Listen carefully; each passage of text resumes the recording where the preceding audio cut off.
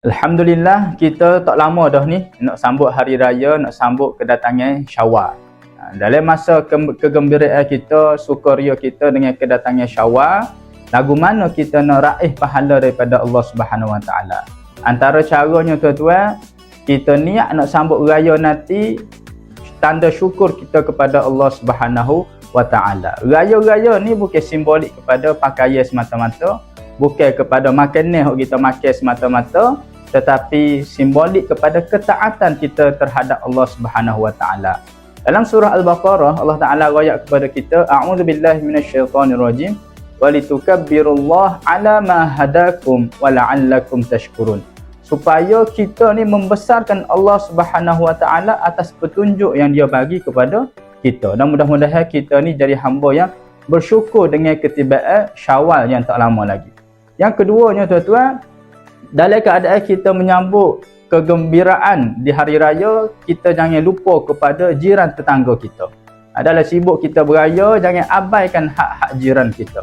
Pasal Nabi bersabda dalam suatu hadis yang mafhumnya, tak beriman kita kepada Allah Subhanahu Wa Taala dalam keadaan kita ni kenyang, sedangkan jiran sebelah kita ni dalam keadaan berlapar.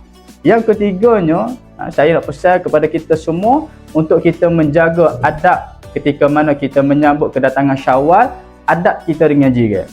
Antara caranya adalah kita boleh saling hulur makanan yang kita ada tu kepada jiran-jiran sebelah rumah kita.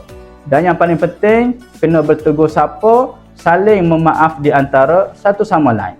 Dan yang paling penting juga tuan-tuan, jangan sapa kita, gembira kita mengganggu jiran tetangga sebelah rumah kita.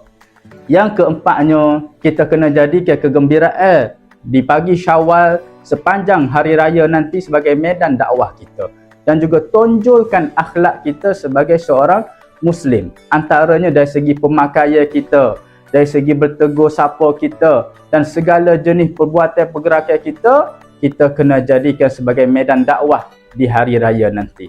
Dan yang terakhirnya tuan-tuan, nak kongsikan, hari raya ini bukan kata simbolik kepada open house semata-mata, tetapi kita kena open heart, iaitu kita kena buka hati kita, jaga hubungan kita dengan jiran tetangga kita.